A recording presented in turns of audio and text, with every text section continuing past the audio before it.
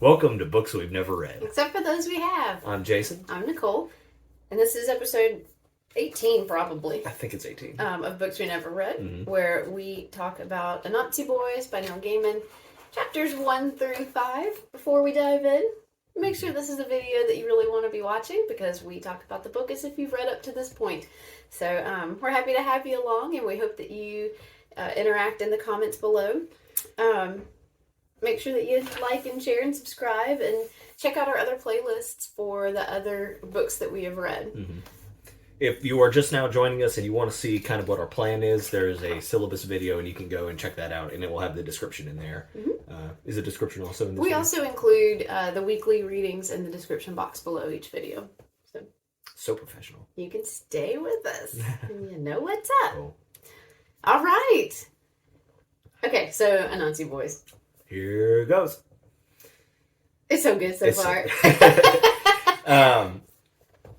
I guess I always like the way Neil Gaiman writes, and I've only ever read two other books by him, right? And this style is very similar to the other styles, and I went back and pulled out some of my books and checked. And I would call it like staccato. It's very, the sentences are short, and they punch, and then he moves on to the next sentence. Instead of, he doesn't use commas, he uses periods, and then does it that way. And I don't know why, but it keeps the pace moving, I feel like. So it's, I really enjoy that. Yeah, it definitely makes you feel more in tune with the narrator. You know, you're in the thought process with the narrator. Just the way he writes, it's very vivid and very descriptive. And it's just very personal, you know? You really are wrapped up in whatever it is that's going on. Yeah. And there's that little bit of switch, right? Like when you're following the main character, when you're following Fat Charlie, there's narration.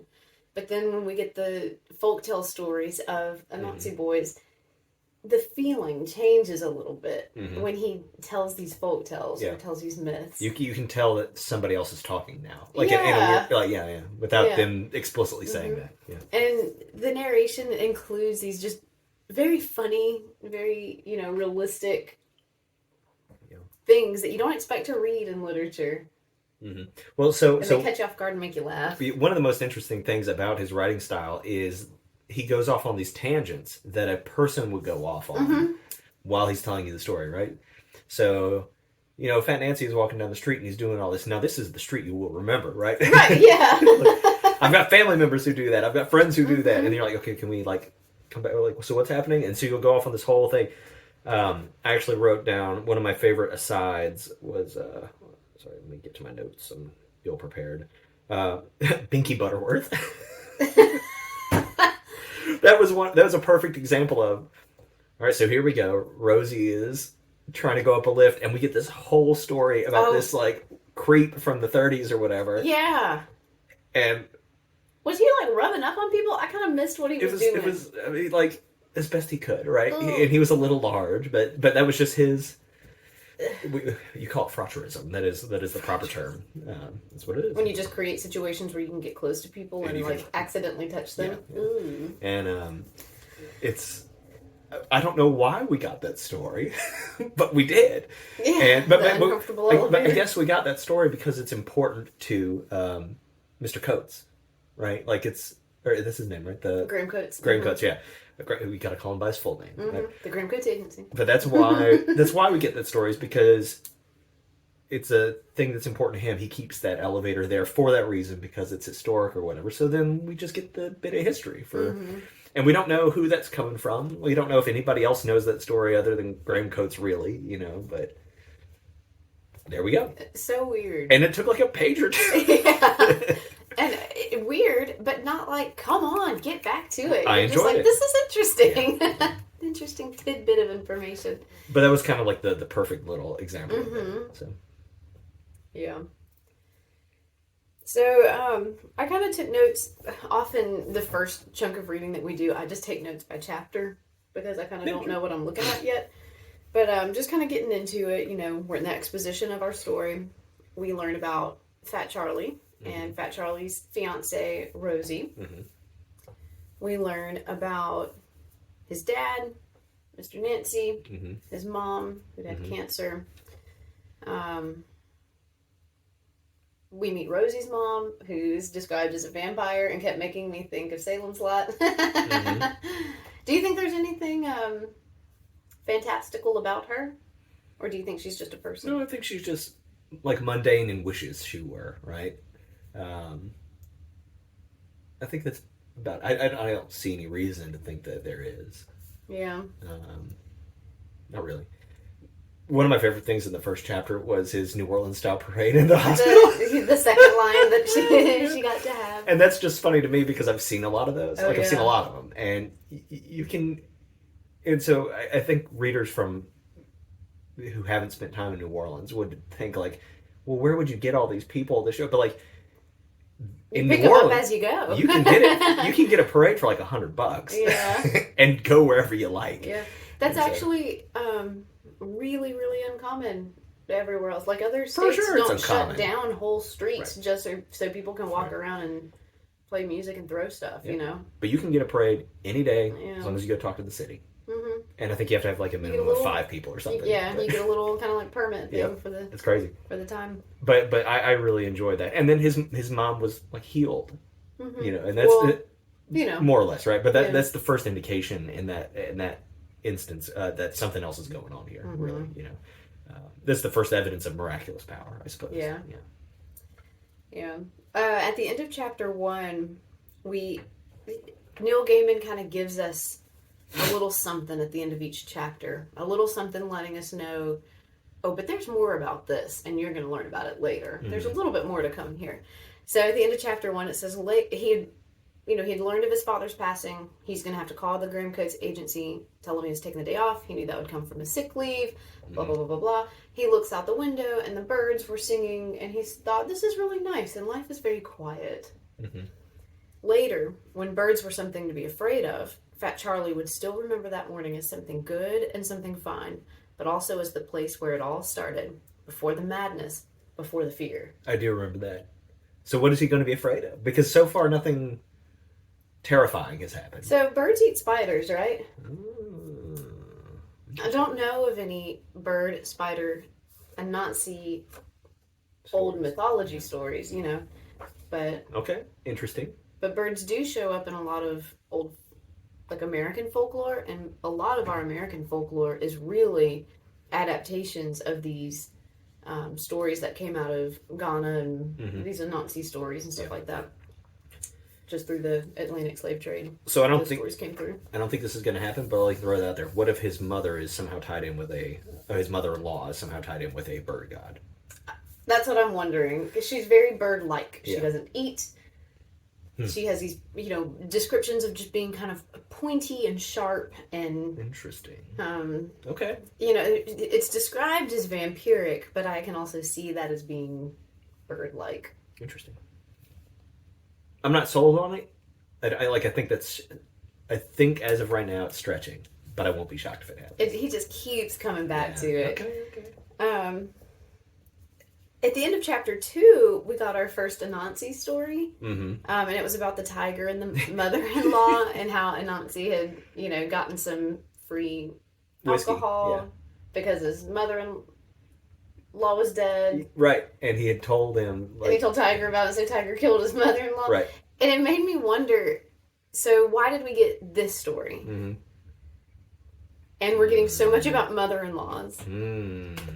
And I just wasn't sure, is that related or was that just... No, that's interesting. Because I do think the second story that we get is related. Yeah, the second story was... That's one where he faked his own death so he could eat the peas. Yeah. Yeah. And so I think there's a lot going on there. Number one, I think it's indicating to us that his father is not truly Not dead. really dead. Right. Because it says they would find a Nazi like this all the time. Right. So some way or another, this is still, like, he's still here. Whether that mean his energy or or like him personally, I don't know. But, nobody ever, like, saw the body necessarily. Right. So. Yeah, with his peas. And that brought in the Tar Baby story, which is kind of well known in America. Or, a version of a Tar Baby story. Yeah. and just like greed and stuff like that. But most of the Anansi stories are really, he's a trickster god, but it's really all about kind of overcoming burdens by using his own cunning, using his weaknesses to his advantage, just being very adept at getting out of troublesome situations. And those stories really resonated well, again, in the slave communities, the communities of enslaved people in America, because they could adapt those stories to their own situations, and they got to see themselves in Anansi, that they were being oppressed, and they could use their own cunning and their own wit to kind of overpower and have the last laugh, and have some control in their lives. And so I think that that's really cool. Just there's a really deep connection that we have with these stories, even if we don't realize that that's where they came from. Yeah.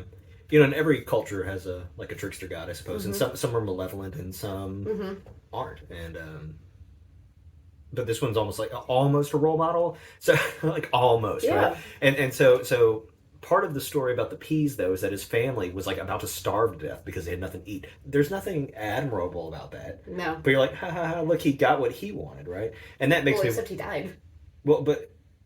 Yeah, but it seems to indicate that he died all the time, right? It also kind of indicates that. And I think that starvation thing is going to have some sort of element here as well. Interesting. I had something else to say and I don't remember. No. It'll come back or it won't. Doesn't matter. In chapter 3. Well, actually, do we want to talk anything about chapters 1 and 2? I got real tickled at the showing up at the wrong funeral. Oh man, I saw that one coming from a mile away. It's a very Michael Scott moment. We just go straight into it.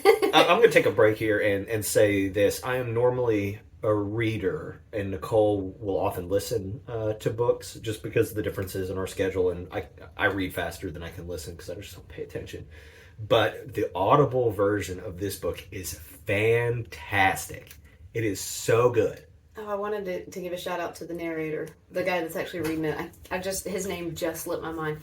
He's so talented. And so who is he? He was he was the shrunken head from, he's lots of things. I don't want to just characterize him. Lenny Henry. There you go, Lenny Henry. He was the shrunken head in Harry Potter and the Prisoner of Azkaban. Take it away, Ern. Yeah, okay.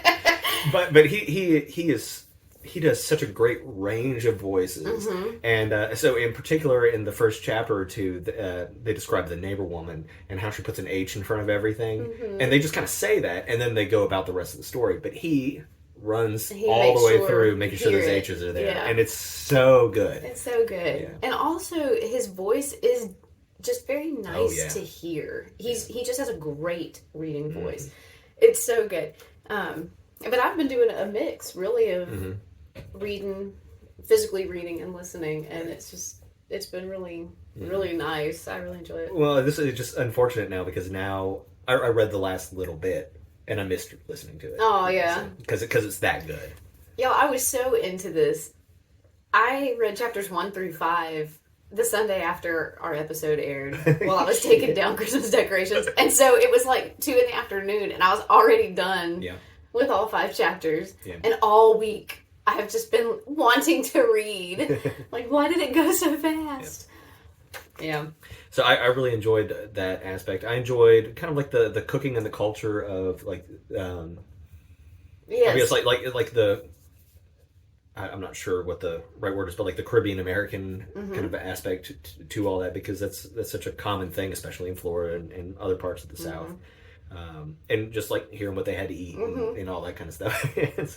And really just especially in the South, our experiences are tied around food.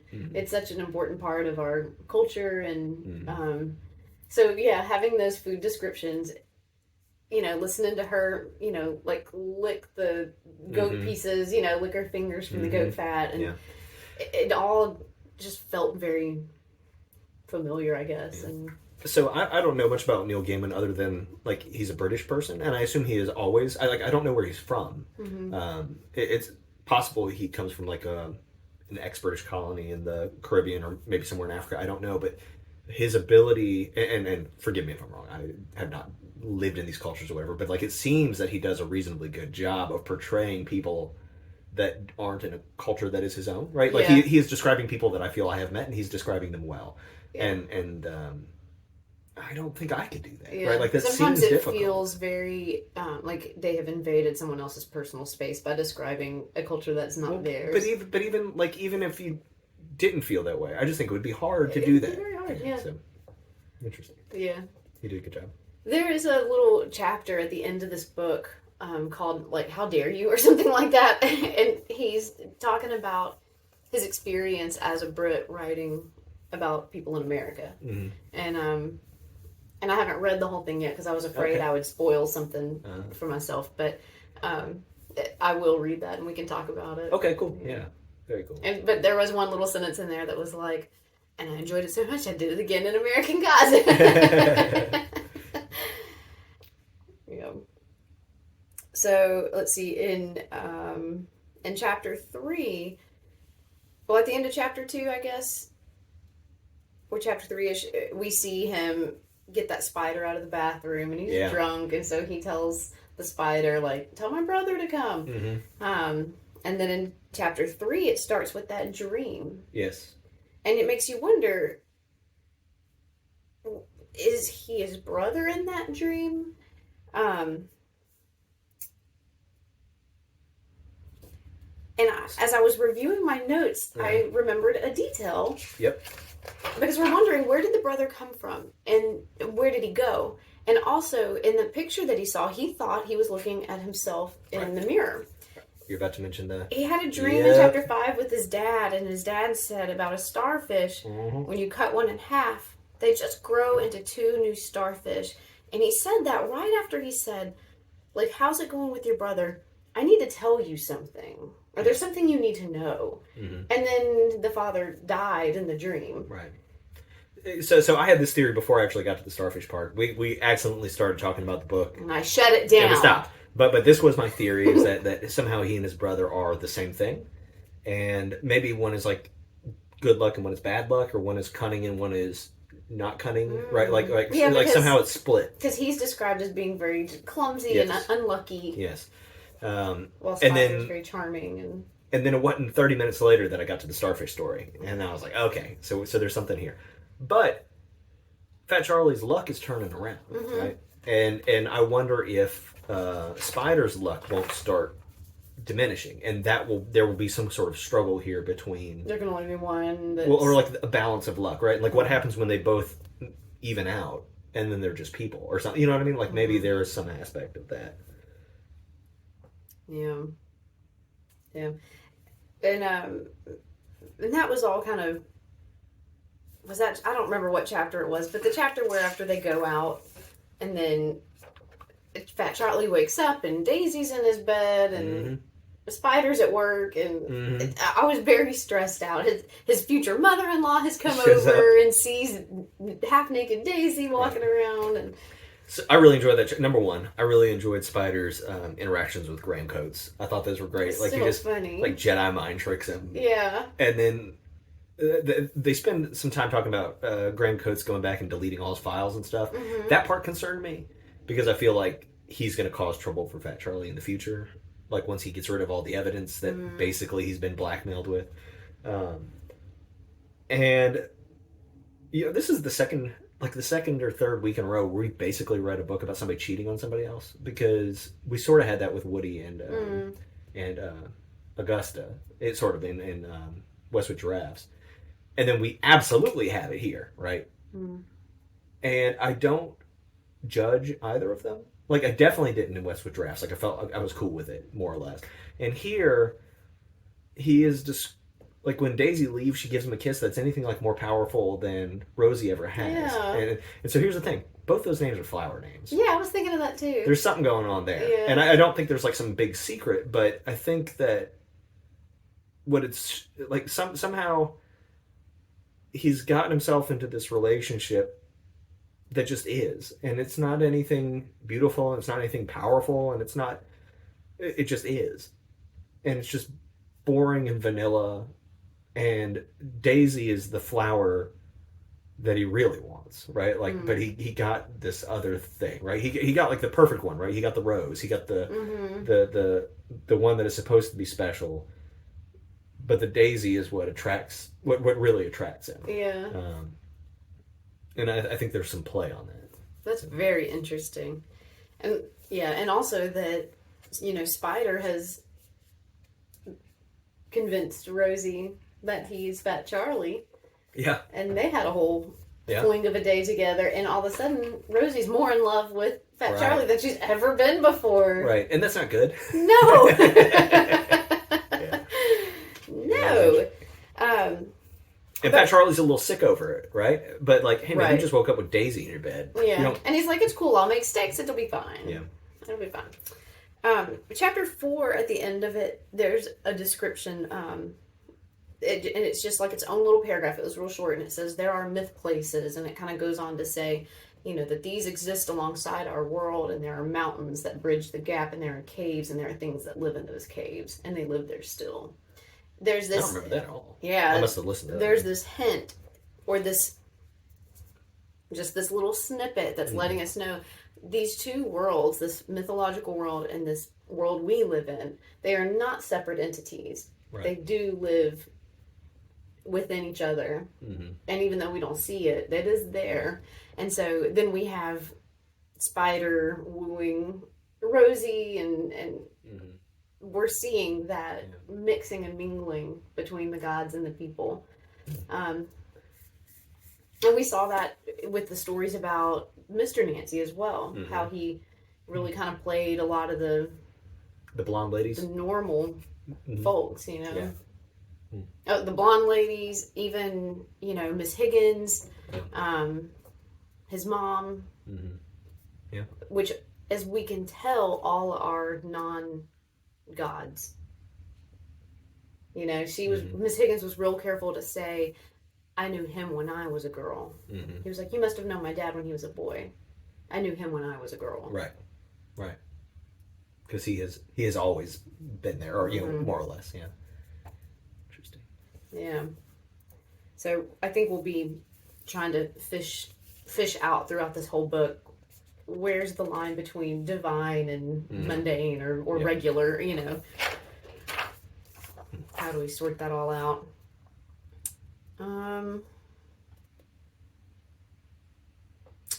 Also, okay, so Anansi is the god of stories. And we got a little bit of creation story before the book started, just about the void and the creation, and all stories are Anansi stories. Just kind of setting that tone that even if you don't realize it, everything comes back to Anansi. He is the god of stories and words, and singing is really his thing, all the karaoke and stuff. Yeah, that there's a tie in there, right? About his song, the beauty of his voice. And that's what the creation story at the beginning said. In the beginning, there was a song, and the song was made of words, and that's what created everything, right? Were the songs. So there's going to be something very powerful. Spider wanted to go out and do karaoke. Right. We know that Fat Charlie can sing very well, but gets real weird about it when he's in public. But Daisy said in the cab he was just singing away. You were singing that song. Yeah, I was. This morning when I don't remember what I was doing, but I sang it. Yeah, and I didn't notice it right away, and later on I was like, yeah, he's singing the song from the book. I was in the fridge. I can't even remember what song it is. Unforgettable. Oh, thank you. Which you have forgotten. Yeah, which, that can be kind of symbolic on its own. Unforgettable. Because everyone forgets, right? Like, that's sort of what he does. Yeah, and we have forgotten the gods, and Fat Charlie has forgotten his brother. And so I think that's kind of interesting that that's the song choice. Yeah. Just layers on layers. Yeah. It's so rich in detail. I wrote down one sentence that just had me just a tittering while I was reading, and it was, an early dog walker at the end of the road was encouraging a Pomeranian to defecate. And there was another one about, like, someone was praising their dog for peeing or something like that. It's so normal. Yeah. And Neil Gaiman does such a great job of describing the everyday, mundane, normal life. Neverwhere is another. Yeah, is another Neil Gaiman book, and it very much is. Here's this guy, and his life is very mundane, and what's he doing, and where's he going? Nowhere, and nothing, just working and living, and meh. But then a whole other world is unlocked. Yeah. And not because he's special, just because he stumbled upon it. It was an accident, and so that's, I don't know. And Neil Gaiman is also the one who wrote the show that's now on Netflix. Sandman. That's excellent. So good. And that's another... the Sandman is the god of dreams, and therefore the god of stories. And there's there's a tie-in there, I suppose. I don't think Anansi makes a showing there. I do think Anansi is in American Gods, which is a book and an HBO series. You can go check that out. Yeah, and he is in both. I just read something about it, but yeah, Anansi's in both. I'm trying to remember what he was.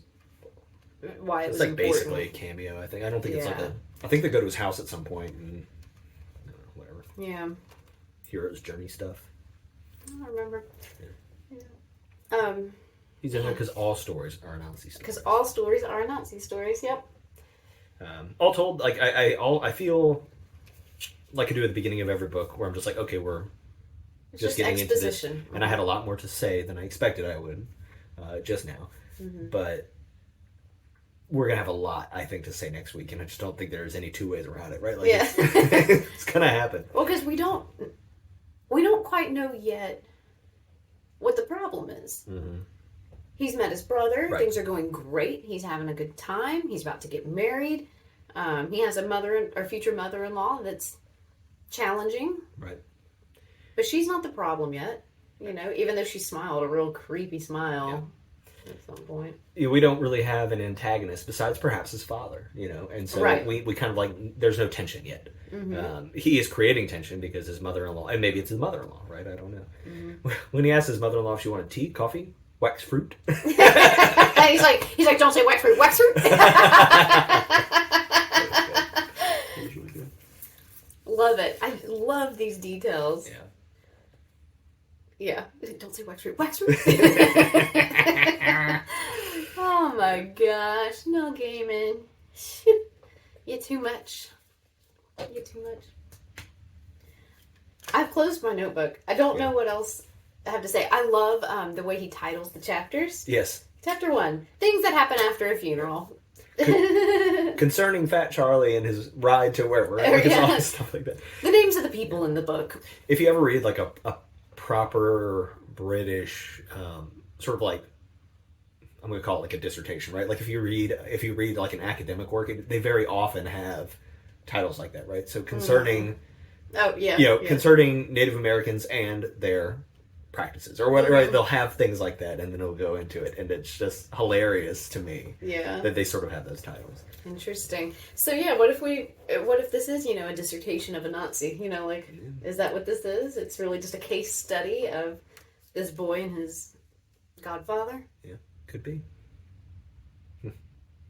We'll find out. I'm excited to keep reading. Oh my gosh, I'm so glad I can finally keep going. So, because there were so many like funny moments, I'd like for everybody to comment and tell us what your what was like your favorite little thing, right? Like the defecating dog. Like what stood out to you as like, well, that's funny and bizarre, but it helped tie you into the story. Yeah. I'd be very interested in hearing what jumps out at everyone, because like for me, it was the band.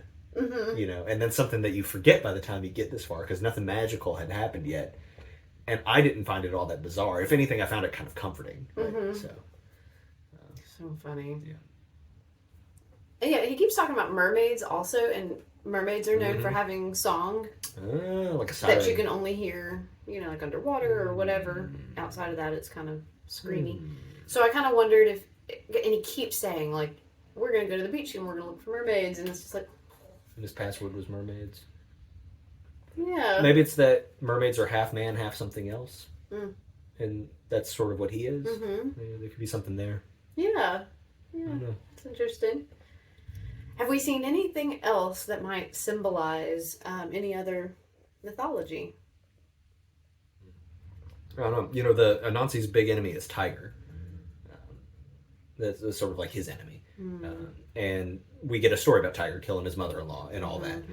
And so maybe at some point we run into Tiger. So who's going to be Tiger? Do we know who that is yet? Is it going to be Graham? I forgot his name Graham already. Coates. Graham Coates. Probably not. I think Graham Coates is Graham Coates. Oh shoot! I keep having like little things that I'm like, oh yeah, I want to talk about this, and then it runs away once we talk about something else. Shoot. Sorry. Put it in comments tomorrow. Yeah, it's just there's just so many little things, and I keep coming back to. It's good stuff. All right. So what's our reading for this week? Oh, sorry. Our reading for this week. Oh, I still have my West with Giraffes notes. I missed the giraffes. We'll be reading chapter 6 through 10 and talking about that on January 22nd. All right. Sounds good to me. Woohoo! Happy reading, everybody. Yes. And don't forget, leave in the comments below what kind of phrase from the book made you giggle, tied you into the story, made you feel connected. Yep. Can't wait to hear it. Read it. You know, and I'm going to say one more thing. Sorry. Oh, yeah. And I don't know if we've actually talked about this a whole lot, but all of our videos come out what they call live premiere Sundays at 10 a.m. Central, so you can figure out your time zone or whatever. You're welcome to join us for that. You can always watch these videos whenever you like, but if you see something and you are, it's not exactly clear that that's when our videos come out, but if you wanted to, we're always there. We always talk to anybody who is in our chat while the video is going on, and if you'd like to come play, we'd love to have you. Yeah. So It's 10 a.m. on 10 a.m. Central. On Sundays. 9. Don't even. 11. We can't do it. And we don't know. We live in Central. See you next week. That's the only time we know. Bye. Bye.